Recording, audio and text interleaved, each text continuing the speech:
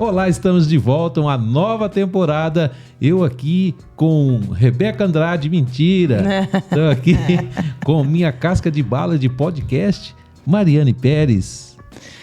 É isso aí, Fábio. Nossa, que bom essa nova temporada com muitas novidades aí na nossa pauta.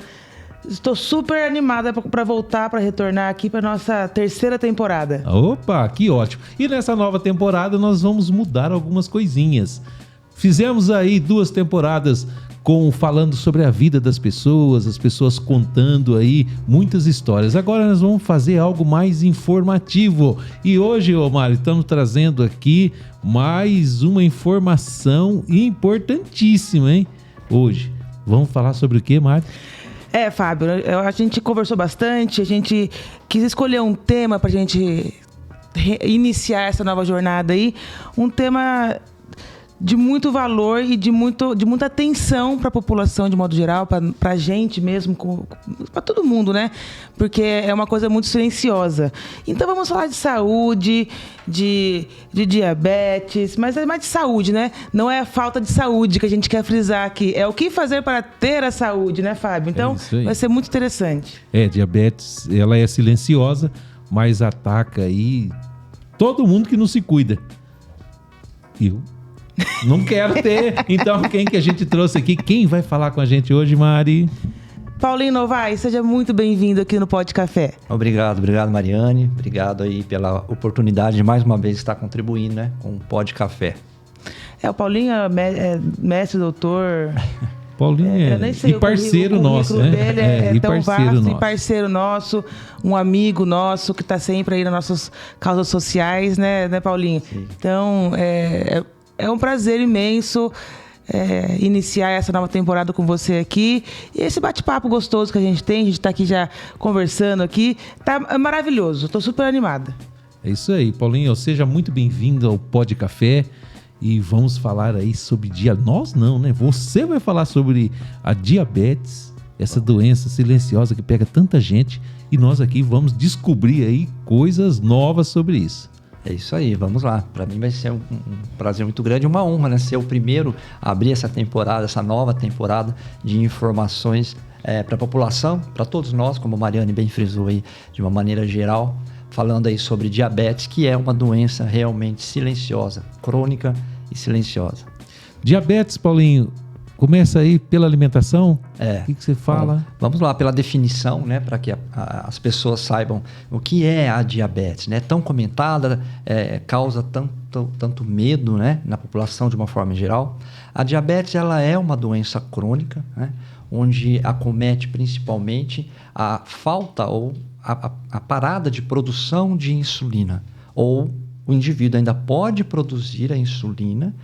Que é a insulina? É um hormônio produzido pelo nosso organismo, especificamente pelo pâncreas, onde tem um papel fundamental de coletar a glicemia, a glicose ou o açúcar que está circulando no sangue para jogar, né, para a célula fazer uso dessa glicose, desse açúcar, que é muito importante, que é fonte de energia para o funcionamento do nosso corpo e do nosso organismo. Então, a diabetes, ela é uma doença crônica, onde tem a parada, pode ser a parada total da produção desse hormônio, ou ele ainda produz o hormônio, mas tem uma deficiência para fazer uso dele. Ô Paulinho, uma vez com diabetes, dá para falar, hoje eu não tenho mais diabetes, ou depois que você tem diabetes, tem que cuidar o resto da vida e não tem mais jeito? Boa pergunta. Existe, né, já alguns estudos com sucesso aí, quando parte para a questão de genética, o tratamento aí de tentar fazer com que essas células do pâncreas volte a produzir, tem tido algum sucesso já, mas via de regra não. Quando o indivíduo se torna diabético, porque a gente vai falar aqui que existe alguns tipos de diabetes, o tipo 1, né, já vamos de uma maneira geral aí, o tipo 1 é aquele tipo mais genético, é herdado, ou seja, o indivíduo já nasce, geralmente ele tem um diagnóstico na infância ou adolescência. Então, diabetes do tipo 1 é quando o indivíduo não produz, né, esse hormônio. Depois você tem o diabetes tipo 2, que já é mais ligado ao estilo de vida do indivíduo, né? É uma questão genética também, pode ser. Se os pais têm diabetes ou tiveram, né? diabetes, o indivíduo pode sim desenvolver o chamado diabetes tipo 2, para responder a você.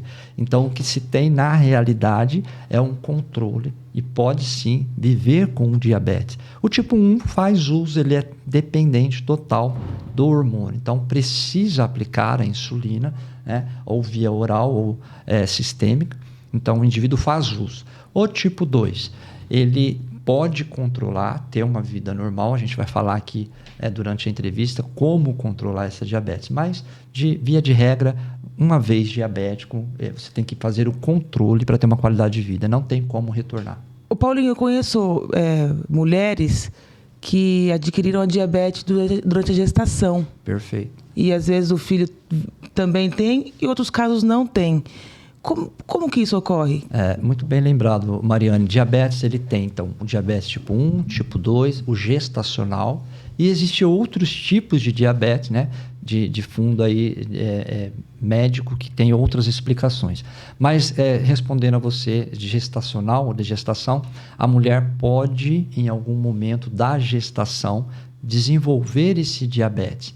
E aí vai muito com a questão como ela se porta mediante o uso de estilo de vida mesmo, né? Do tipo de alimentação, como ela faz esse acompanhamento. Então, se ela desenvolve essa diabetes depois da gestação, depois do nascimento da criança, ela volta para uma condição normal. E aí até falar, mas ele disse que diabetes não tem cura, né? Sim, mas a gestacional ela é diferente. Ela ocorre durante a gestação. Porém, muito bem perguntado, essas diabéticas gestacionais têm que ter um olhar, um cuidado muito maior, porque após a fase da gestação, ela tem uma propensão, ou seja, uma tendência muito maior em se tornar a diabetes tipo 2. Depois da gestação, normalizou.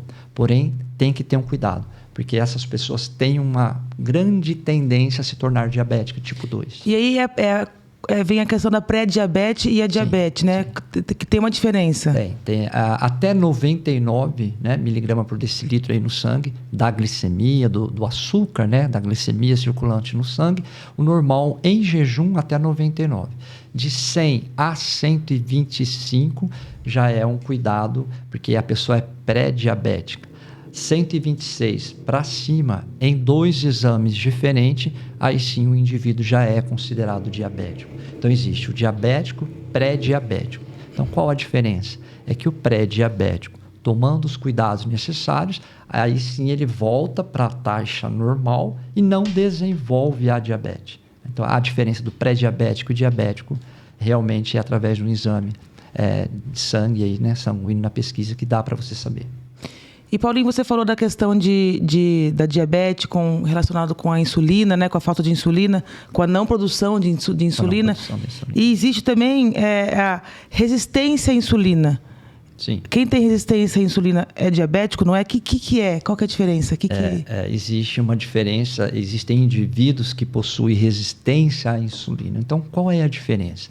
Esses indivíduos, se não tomar as devidas providências, mudando totalmente o estilo de vida. E qual é o estilo de vida?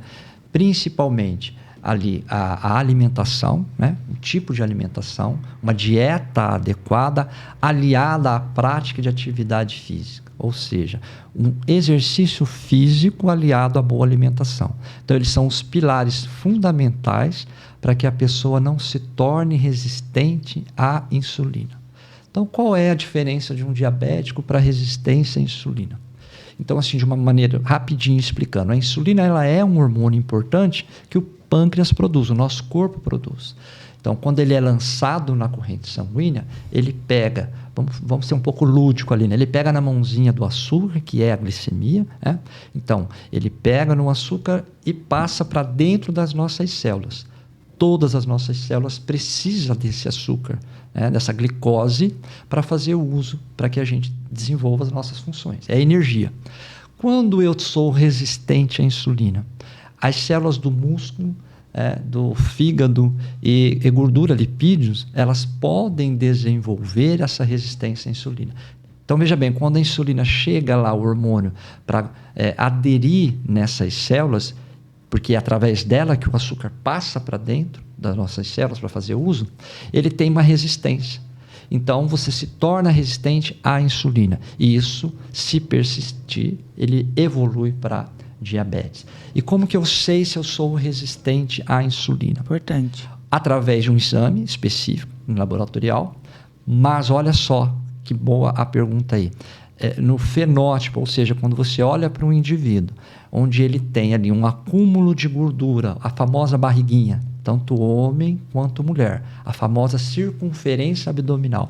Então, quanto mais gordura você tem localizado na barriga, você tem uma tendência monstruosa de se tornar um resistente à insulina. Então, aquele chopinho, né?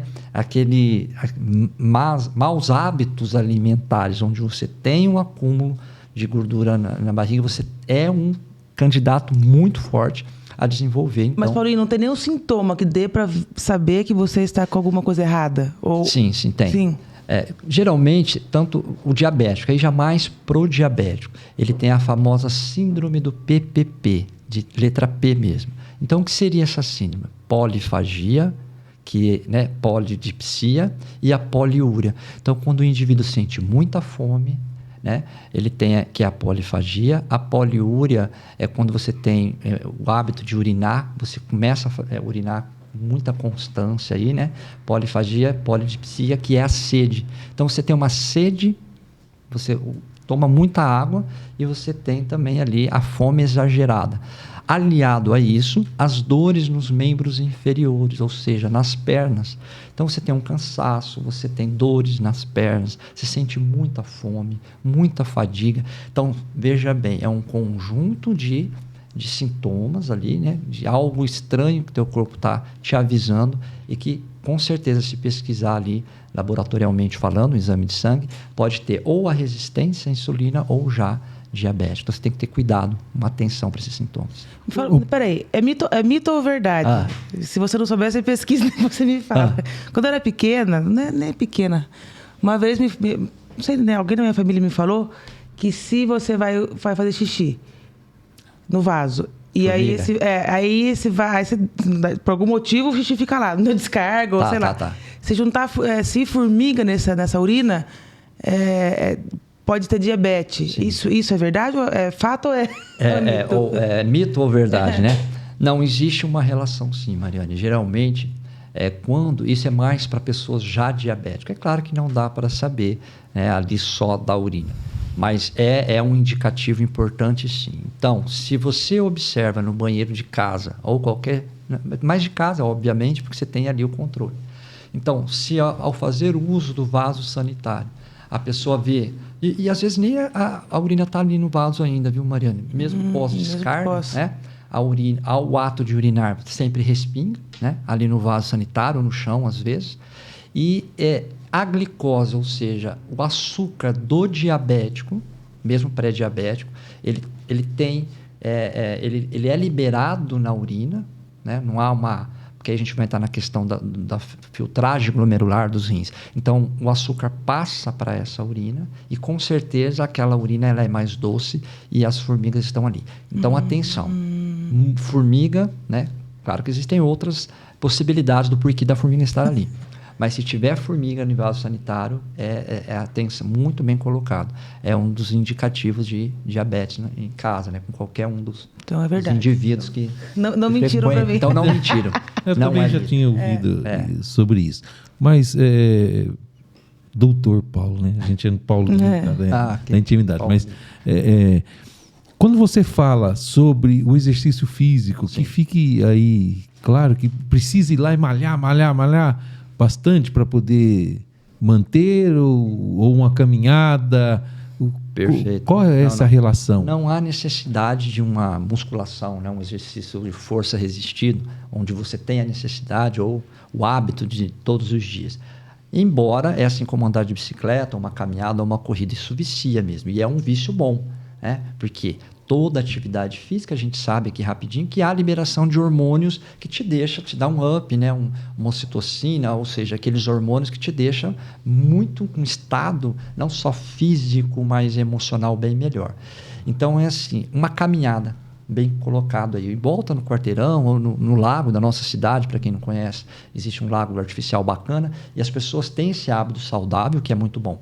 Então, a caminhada, né, 1, 2 voltas no lago artificial ali, eu cito isso por conta de Gerson, já ajuda e muito. Então, 40 minutos no mínimo já é um tipo de exercício físico que auxilia muito, não só na questão da resistência à insulina, porque você diminui essa camada, elimina essa gordura, esse excesso de peso, e aí a insulina volta a trabalhar. Assim como já é comprovado, é que as mulheres, principalmente, 40 minutos de caminhada por dia diminuem mais de 10% o risco de câncer de mama.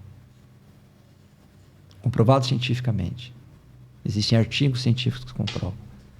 Excelente. Tá bom. Caminhou, cansou, chega em casa, quer tomar uma Coca-Cola. Nossa. Me fala aí, abaixo, tá né? gelado. É diet, é light, light, zero, é diet, normal. zero, né? Qual que toma? Vamos Ou lá, não então. toma? Famosa Coca-Cola. A gente fala Coca-Cola porque ela é muito famosa, Sim, mundialmente conhecida. gostosa. É o ícone, né? Acho que vamos tirar do ar isso agora, né? Mas a Coca-Cola, ela... Vamos falar em termos de benefício, né? Para a saúde, já que o assunto abordado é saúde. Coca-Cola é um dos piores refrigerantes porque o teor de açúcar, o que contém de açúcar, fora os conservantes, todos os aromatizantes, que já parte para um lado mais de câncer genético, enfim. Mas o açúcar, a quantidade, ela é um absurdo. E aí, bem colocado, existe a Coca normal, a Diet, né? A Light, enfim. O que difere aí? Qual é o melhor? O melhor é não consumir nenhum tipo de açúcar, não só Coca-Cola. Enfim, mas se você vai para o Diet, ele tem alguns conservantes, alguns aromas que te dá aquele sabor de doce. Depois você tem o Light. O Light é um dos piores também, porque ele tem menos açúcar, digamos assim, mas os conservantes, os aromatizantes, os corantes, para dar essa sensação de doce, eles são muito mais intensos. Então, ele tem um lado prejudicial, indo mais para uma questão cromossômica, DNA de célula, que vai prejudicar e dar uma mutação, porque ele leva a uma mutação genética e para o câncer aí. Então, se você opta por um ou por outro, nenhum é bom, mas então prefira o normal, né? Porque tem menos conservantes para dar o sabor de doce, mas tem muito mais açúcar. Mas a gente está falando de coca, né? De refrigerante. Mas existem muitos outros alimentos aí no mercado que, inclusive, são mais caros, né? Sim. E tem alguns que são diet, outros que são light. De modo geral, é melhor. O diet é menos pior do que o light. Do que o light. Em termos de conservantes, desses produtos que dão esse saborzinho de açúcar, sim. E entre eles todos, o zero seria... Porque zero porque não tem açúcar. O diet, o zero, né? Ele está na mesma linha ali. O que muda é uma molécula, uma fórmula ou outra para dar o sabor de açúcar. Então, nenhum deles é recomendável. Embora seja o recomendável difícil. é fruta, água, verdura. Né? Mínimo 3 litros de água por dia. Isso é não só, pessoal, para essa questão.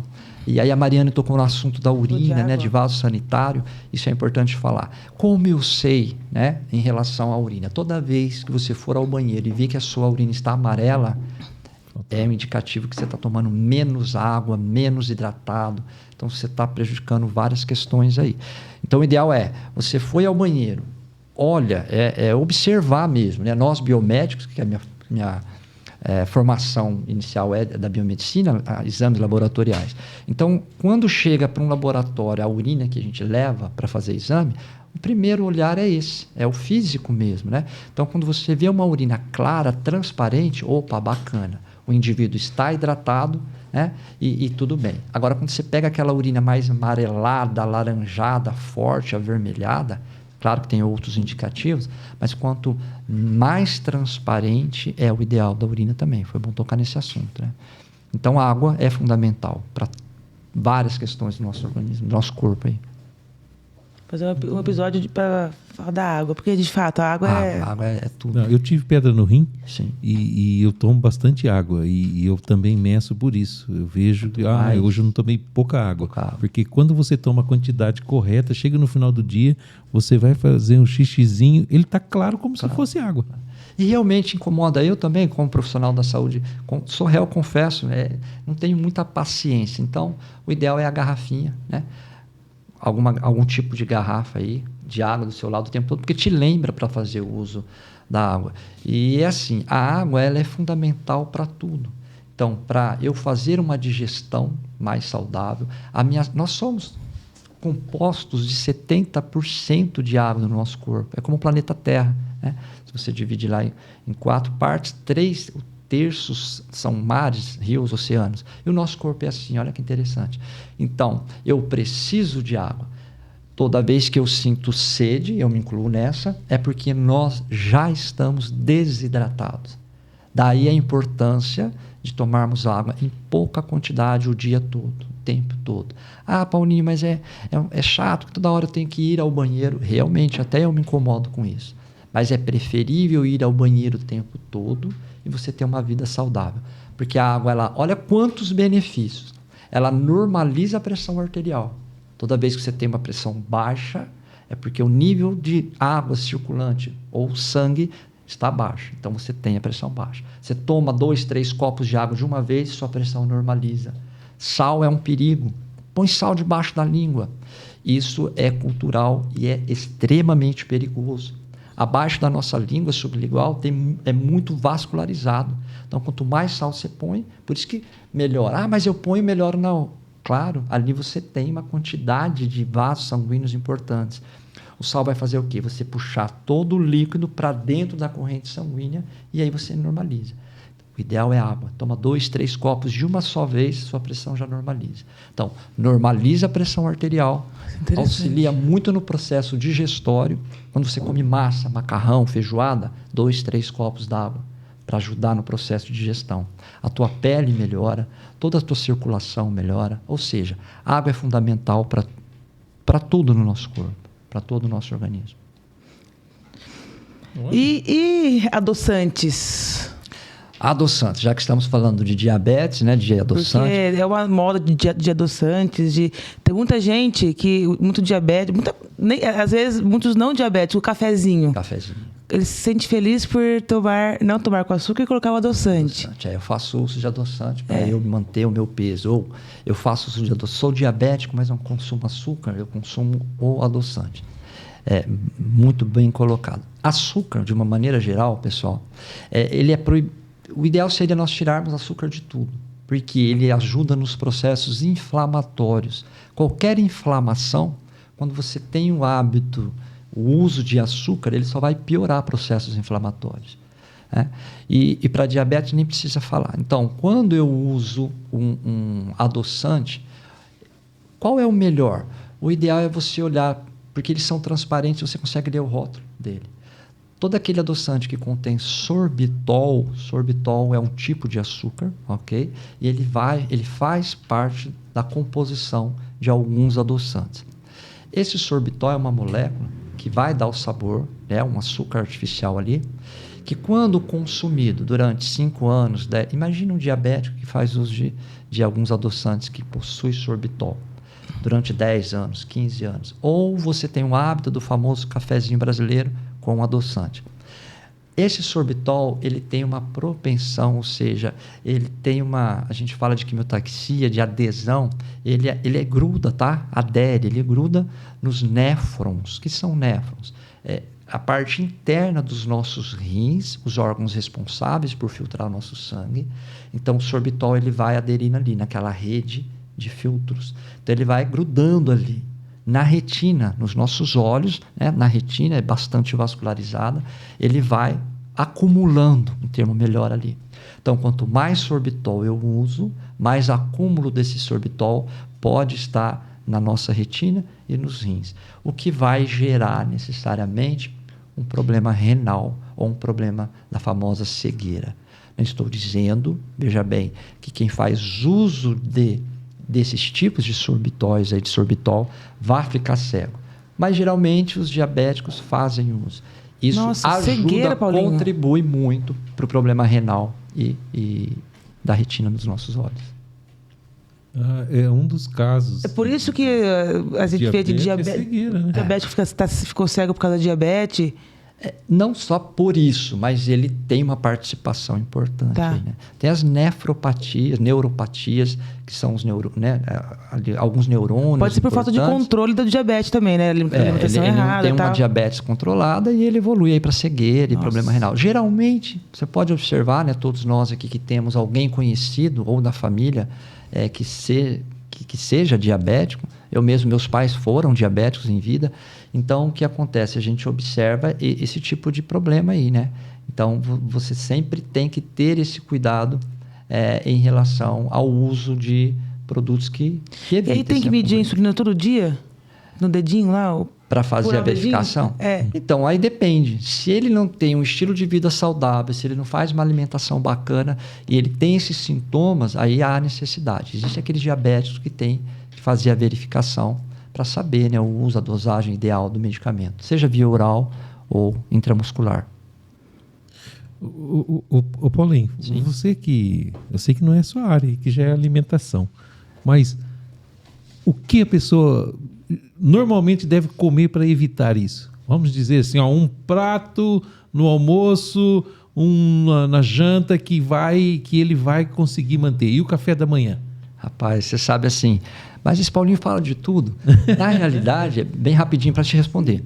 Como a minha formação ela é da cadeira básica, a gente fala, né? E a minha pós-graduação abrange grande parte, então eu ministro aula na nutrição, então eu falo de nutrigenética e nutrigenômica. Então eu preciso estar inteirado, por isso que eu me disponho a contribuir aqui sempre, né? Então eu ministro aula várias disciplinas e sim, eu preciso entender também. Então dá para eu te ajudar aí, né? Não sou nutricionista, mas dá para contribuir sim. Os alimentos sim, existem aqueles alimentos, principalmente, a maioria das pessoas não gostam, né? Legumes e verduras. Por exemplo, cenoura, beterraba, o brócolis, né? Eles são batata doce, importantíssimo para o controle glicêmico. O que é isso? São alimentos que contêm um açúcar, mas esse açúcar, essa glicemia, ela é liberada no nosso organismo, na nossa corrente sanguínea, de uma forma mais lenta. Diferente de quando você come um doce, um açúcar, ele vai numa explosão, né? Uma intensidade. Esses alimentos não, eles vão liberando aos poucos. Então, sim, o café da manhã, né? Você tem, é verdade essa frase, você tem que tomar um café da manhã como um rei, almoçar como um príncipe e jantar como um mendigo mesmo, em termos de quantidade. Então, um café da manhã bem alimentado, com alimentos adequados, né? Você tem esse controle glicêmico aí. Fracionar a alimentação seria o ideal, essa vida corrida de todos nós às vezes não permite. O que é fracionar? Então, de manhã, um café da manhã bacana, umas 9h30, 10 horas, a gente chama de colação, os nutricionistas, uma fruta, uma banana, uma maçã, uma laranja, que todos nós temos acesso e é fácil para levar para o trabalho, né? Vai dar uma paradinha, 5 minutos, come uma banana. E olha que bacana, quando você faz isso, um café da manhã reforçado, a colação, que é uma fruta, seria o ideal, às 10, 10h30, concorda? Que chega a 12h30 ou 1h que você vai almoçar, por você ter feito uma alimentação entre esses dois períodos, a quantidade de almoço, de comida, vai ser menor. Olha que bacana. Então, você já consome menos açúcar. E depois, à tarde, idem, né? 3, 4 horas, o jantar e depois à noite é importante também. Então, fracionar é tentar equilibrar menores quantidades e mais vezes ao dia. Ô Paulinho, agora uma questão aí, uma observação minha que eu percebo. A gente come um doce hoje, um açúcar lá, come hoje. Sim. Amanhã, dá vontade, aí você vai lá e come. No dia seguinte, dá vontade, você vai lá e come. Se você não quebra esse ciclo, Perfeito. você não consegue parar. É um vício. E né? às vezes a gente tá sempre em dieta, né? Essa vida a gente tá sempre em dieta. E aí a gente fala, não, vou parar. Você consegue ficar 2, 3 dias sem açúcar, você não sente mais a falta. Então, eu percebi, uma coisa que eu percebi e para quem aí luta com isso, são 2, 3 dias de sacrifício que depois Vai você ser compensado. você consegue controlar, né? É verdade, Mariane, essa questão é viciante, é vício mesmo. É né? vício, A gente tem o é. hábito ou o vício de fazer o uso disso. O bacana é, ao invés de você comer um doce, uma sobremesa doce, um pudim, um manjar, um brigadeiro, que é uma delícia, claro, né? E não temos que parar, veja bem, pessoal, senão a vida perde a graça também, né? Ah, não é para comer um lanche, não é para ir no lago, não é para comer um doce, não. Se você controlar durante um mês, diminuir isso, senão a vida perde a graça também, né? Ao invés de um doce naquele momento, vai para uma fruta. Porque a sobremesa, na verdade, outro dia eu estava por ter que estudar, a sobremesa do século lá de 18, enfim, eu li algo sobre que foi trazido para a nossa cultura da Europa, acho que francesa até, a sobremesa era fruta, sempre foi fruta. A nossa cultura, o Ocidente, é que trouxe essa questão de comer um doce como sobremesa. Mas, na verdade, olha que interessante, a sobremesa, na verdade, ela era realizada após as grandes refeições principais aí, né, através de uma fruta. Era uma banana, uma laranja, um morango, e não doce. Nós é que inserimos isso na nossa cultura de comer um doce. Sim. Então, deu vontade de comer um doce, vai para uma fruta. É muito mais saudável. Ai, meu chocolate. O Fábio tá quieto aqui. Tem o chocolate 70% cacau. Né? Vai pro cacau que é mais fruta. Mas é isso. Na verdade, eu como o doce, se eu comer ele cedo na hora do almoço, à noite dá vontade de novo. Não é no outro dia. É no mesmo dia, É no né? mesmo dia. Já tem vontade Você de come novo. meia barra, você quer comer outra metade, né? Exatamente. Nossa, mas eu deixei meia barra aqui ainda. E à noite você termina Esconde ela. de mim, você não vai tudo. Mas eu acho assim, a partir do momento que você faz um controle, você pode comer um doce, sim. Não estou dizendo que não, né? Não é proibido. Mas você tem que tentar aliar. Pessoal, é o seguinte, mas eu sou novo ainda, tenho 20 anos, 15 anos, 30 anos. Mas pelo fato da diabetes ser uma doença, uma patologia silenciosa, o que é silenciosa, pessoal? É aquela que não te dá uns sintomas. Quando ela se instala, aí já vem tudo junto. Todo diabético, necessariamente, ele vai evoluir para um problema cardíaco, hipertensão e um problema renal. Então, o diabetes, ele começa a ter, como a Mariane lembrou, essas feridas, né? O famoso pé do diabético, porque como a glicose, o açúcar no sangue, ele prejudica as células do sistema imunológico de defesa, você machucou uma ferida. Por que é mais difícil a cicatrização do pé do diabético? É verdade, de a diabetes? cicatrização. Porque a insulina influencia nessas células que são importantes para o reparo tecidual. Então, quando a gente corta, né, cortei com a faca, essas células vão lá de defesa, faz a limpeza e todas as células sanguíneas vão lá, o tampão plaquetário, os fibrinogênio. O diabético não. O açúcar, a glicose, o açúcar famoso, ele impede isso de acontecer. E se isso não acontece, você tem uma ferida que vai aumentando, perde. Tem diabéticos descontrolados que cortam o dedo. É muito comum a gente ouvir essas histórias, né? Então, se você controla, e por que é silencioso? Porque a hora que isso vai acontecer, a diabetes já está. Como eu sei se eu vou ser diabético ou não? Primeiro, se você tem um histórico genético, ou seja, da família, pai ou mãe, avó, diabético, vamos praticar atividade física, vamos dar uma voltinha no lago, vamos andar mais de bicicleta, vamos balancear a alimentação, alimento adequado. Pela cara aqui, ó, a avó a avó tinha, alguém avó, tinha. Mãe, pai. Minha mãe, pai. Não é só uma questão estética, para ficar bonito, o corpo, não. É claro que já vem, é um bônus aí. Você fica, né? Mas a sua saúde é importante. Ô Paulo, o estresse e a ansiedade, ele pode causar diabetes? Se você partir do princípio que o estresse, a ansiedade, o nervoso... Aliás, existe diabéticos, que já são diabéticos, veja bem. Existe aquele descontrole, ela pode alterar, e não porque ele consumiu o açúcar ou doce, por conta do estado emocional, que você tocou no assunto importante agora. Então, um diabético que passa, né, o termo popular é esse, passa muito nervoso. Então, se ele está numa situação de estresse muito importante, muito grande, muito nervoso, ele influencia diretamente, né? O emocional influencia na questão hormonal, e aí você tem um índice glicêmico muito maior, e a diabetes descontrola. Então, sim, E tanto é que existe um tipo de diabetes causado por um trauma emocional. Emoção, razão, estresse, ansiedade, nervosismo. Isso são emoções. Trauma emocional. Então, se você tem um trauma emocional, você pode evoluir para uma diabetes, sim, com certeza. É muito importante cuidar do nosso corpo, da nossa mente, né? Da nossa mente. Inclusive, tá tão bom o papo, mas a gente estipulou agora que a gente vai fazer no máximo aí uns 40 minutos de entrevista, né, Fábio? Sim. Então, eu queria finalizar aí com uma pergunta, que até antes de começar o programa aqui, eu falei para ele que eu queria perguntar. Alimentação ruim versus a energia vital do nosso organismo. Perfeito. Essa relação que muitas vezes a gente come um monte, aí depois fala, nossa, que sono, nossa, minha energia foi lá para baixo.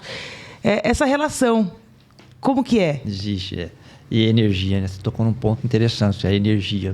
Tudo é energia, a gente sabe tudo, matéria, energia, átomo, enfim. E a questão alimentar influencia, sim. Existe uma frase muito utilizada na nutrição que é você é o que você come. Então, dentro, né, o que você se alimenta. Que tipo de alimento você está ingerindo. Então, sim, Mariane, em termos de quantidade, independente da qualidade, aí, mesmo que seja um alimento bom, você tem que ter aí esse balanço, esse equilíbrio, né? Então, quanto maior a quantidade, e principalmente de tipos de alimento, que você perguntou, alimentos ruins aí, eles têm, sim, uma influência muito grande. Como nós ingerimos muito alimento, e aí, em questão tipo de alimento ruim, quando ele está no estômago, ele está fazendo todo aquele processo de digestão, né, para o metabolismo ali. Então, há uma concentração muito grande de sangue ali para eu ter essa digestão. Então, tenho que toda essa questão de uma quantidade sanguínea ali, e aí você já tem essa sensação de morbidez, de cansaço, emocionalmente falando, o que você falou. Então, dá essa sensação de que a energia baixa, que você fica pesado. Então, sim, quanto mais pesado o alimento, mais energia consome e maior essa sensação de morbidez, de sono mesmo. E alimentos, o que se entende por alimentos pesados? E aí já vai para a parte que eu gosto bastante, né? A carne. Então, não é para deixar de comer carne, é importante, é proteína. Existem outros alimentos proteicos. Mas a carne, principalmente. Imagina uma feijoada, a gente sabe disso, né? Não precisa nem estudar. Ele é um alimento pesado. Você come uma feijoada, você tem que dormir, né? Então, carne vermelha, principalmente, ela demora mais para fazer a digestão. Então, você tem essa sensação de energia baixa mesmo, de fraqueza, de sono. Então, quanto mais pesado em termos de alimentos densos, né? Proteína, carne vermelha, maior você vai ter essa sensação aí de cansaço e de energia baixa mesmo. Daí a importância de balancear com verduras, legumes, frutas, para não ter essa sensação de energia baixa. Se você come muito, esse volume de comida sempre... Com essa quantidade alta, está sempre com energia baixa, porque você está sempre... Pode não causar, mas pode, sei lá, ser uma porta aberta para uma depressão, por exemplo? Sim, né? Se nós formos ligar e relacionar... Porque se a energia baixa, você fica mais mórbido, né? Não que isso influencia diretamente no estado emocional. São coisas diferentes em relação à depressão, aí já é uma outra área. Mas se nós pensarmos que a todo momento o indivíduo está ingerindo alimentos pesados, a todo momento com essa sensação de morbidez, de energia baixa, de sono, né, de morbidez mesmo, dá a sensação ou que a pessoa está doente, ou é anímica, ou está sempre para baixo, está sempre indisposta. Então, sim, se nós pensarmos por aí, isso acaba contribuindo, né, para essa questão de uma depressão aí mascarada. Sim, sim. Porque se você ligar o emocional, te dá mais, é um feedback, né? Então, eu estou nervoso, eu estou estressado, eu sou deprimido. Às vezes, alguns distúrbios neurológicos, alguns problemas, né, relacionados à questão emocional, levam o indivíduo a consumir muito mais alimento. A gente sabe disso. Existe uma relação direta aí. A pessoa está mais ansiosa. Eu preciso comer porque eu estou ansioso. Porque vai ter uma prova, porque eu preciso resolver uma questão financeira. E aí vem a fome.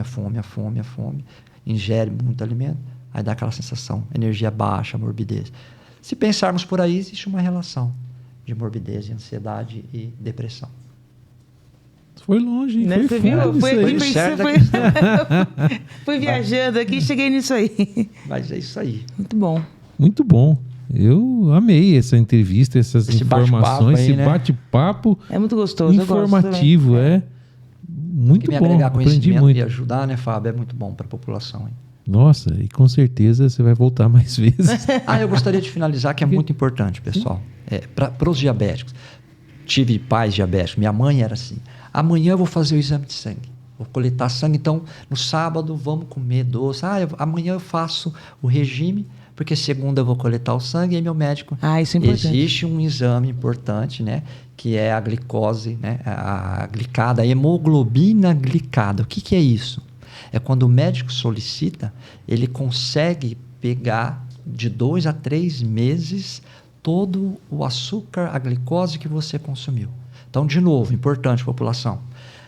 Eu vou fazer o exame de sangue segunda. Sexta-feira eu vou comer tudo que eu tenho direito. Porque aí domingo eu vou fazer jejum, faço jejum bonitinho. Segunda eu vou lá, minha diabetes vai estar normal. E realmente, a glicose em jejum pode estar lá entre 100, 110, 90.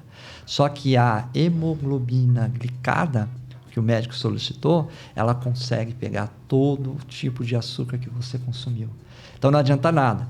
Tá normal aqui, mas o outro acusou. Sim, Então, também é pior, porque você tá enganando a você mesmo. não dá diabetes no exame. Aí no dia seguinte você vai lá e come de novo. Vai estar com a diabetes, Não diabetes é? lá em cima e não trata, né? Meu médico pediu mas o negócio isso, é se cuidar, danadinho. né? É isso aí.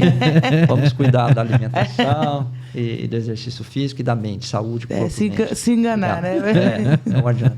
Muito bom. Bom, Fábio, é isso. Legal. Legal. Finalizamos Bacana, nosso muito primeiro episódio top. da 3ª temporada. Quem que a gente agradece? Opa, os nossos parceiros. Garcini, aí com o Carlos, é o nosso editor, nosso tudo e amigo. Nosso Carlos. Superman. Também o Garça em Foco e o Jornal Mais com o Chiquinho, o Francisco.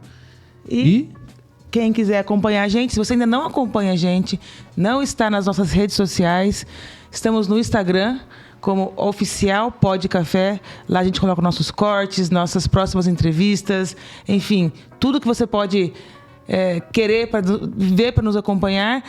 Estamos no YouTube, que é onde nós transmitimos oficialmente aí nossos episódios, Pod Café, e também no Facebook. Então, se você ainda não nos acompanha, vai lá, clica, se inscreva, deixa o seu like, comenta, interage, pra gente saber que você está gostando e continuar. É isso aí. Dr. Paulo Novaes, obrigado Eu que mais uma agradeço. vez por você trazer tanta informação pra gente. Gratidão aí pela oportunidade. Obrigado. Obrigado, gente. Obrigada, gente. Tchau, tchau.